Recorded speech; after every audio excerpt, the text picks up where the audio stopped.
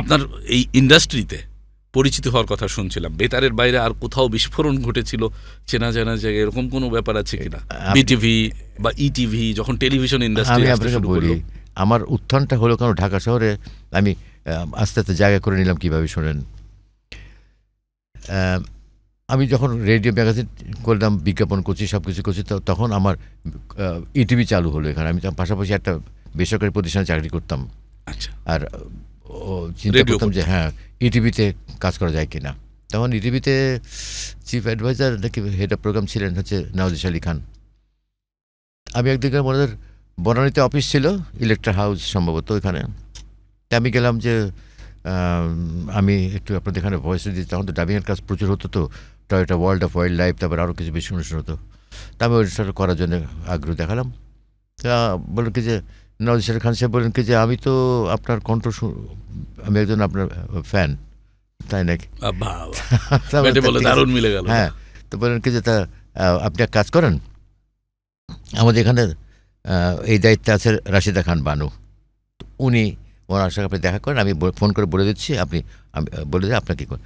ওনাদের ওখানে কোনো স্টুডিও ছিল না, ওরা করতো কি বেলি রোডে একটা ডিজিটন বলে একটা স্টুডিও ছিল, ওইখানে কাজ টাজ করতো আর কি। তখন আমাকে নিয়ে যেতে বলেন, আমি গেলাম। আগে থেকে বলা ছিল যে আমি আসবো। তা ওইখানে বানু আপা আমাকে প্রথমে একটা কাজ দিলেন, দেওয়ার পর যে একদিন আপনি কই ছিলেন, আপনাকেই তো আমার দরকার ওইখানে। এরপরে কি হলো, তখন সাইমন রিং ছিলেন ওখানকার হেড ইটিভির। উনি একটা অনুষ্ঠান চালু করলেন ৭১-এর এই দিনে। এই অনুষ্ঠানটা প্রতিদিন ৪ থেকে ৫ বার প্রচার হবে, ১ মিনিট একটা ক্লিপিং। এই যে স্বাধীনতা শুরু থেকে স্বাধীনতা ২৬ মার্চ থেকে ১৬ ডিসেম্বর, ৯ মাসের প্রতিদিন। এতদিনের যে পত্র পত্রিকার যে কাটিংগুলা, ওইখান থেকে এক একটা কাটিং করে করে আমি পড়ে যেত। এইটা কে পড়বে করতে করতে তখন ওরা বলে যে এটা তো হবে কিছু করার।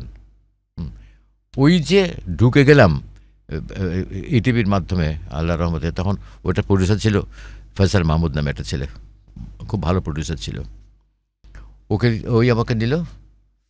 তাছাড়া নওয়াজ সাহেব খুব খুশি হলেন যে না, খুব প্রোগ্রাম খুব ভালো যাচ্ছে। সাইমন রিংও খুব খুশি। বাহ, তার মানে ইটিভি থেকে একটা বড় উত্থান হলো রেডিওর বাইরেও।